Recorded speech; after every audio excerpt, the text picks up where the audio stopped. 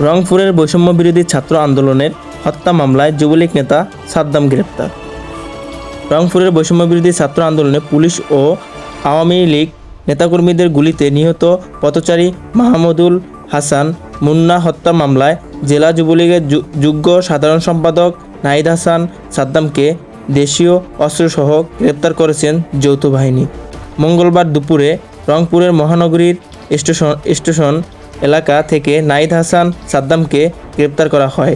Rangpur metropolitan police commissioner Mohammad Mujid Ali জানান, তথ্য প্রযুক্তির সহযোগিতায় নগরীর স্টেশন এলাকায় যৌথ বাহিনীর অভিযান নিষিদ্ধ সংগঠন রংপুর ছাত্রলীগ সাবেক উপপ্রচার সম্পাদক ও জেলা যুবলীগের যুগ্ম সাধারণ সম্পাদক নাহিদ হাসান সাদ্দামকে গ্রেপ্তার করা হয়েছে।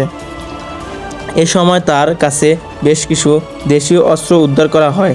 সাদ্দাম বৈষম্য বিরোধী ছাত্র আন্দোলন চলাকালীন গত বছর 4 আগস্ট রাজা রাহমন ক্লাবের সামনে পুলিশ ও আওয়ামী লীগ নেতা কর্মীদের গুলিতে নিহত মাহমুদুল হাসান মুন্না হত্যা মামলার আসামি।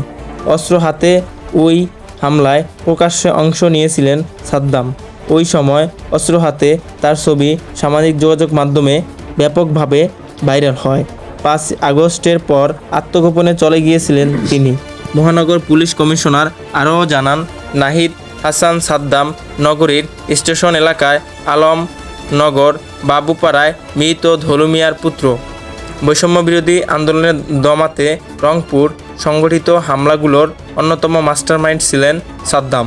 পুলিশ কমিশনার জানান, মাহমুদুল হাসান মুন্না নিহতের ঘটনা সাবেক সমাজকল্যাণমন্ত্রী নুরুজ্জামান আহমেদ তার পুত্রসহ 128 জনকে আসামি করে গত বছর 29 আগস্ট মেট্রোপলিটন ম্যাজিস্ট্রেট কোতোয়ালি আমলি আদালতে মামলা দায়ের করেন মুন্নার বাবা।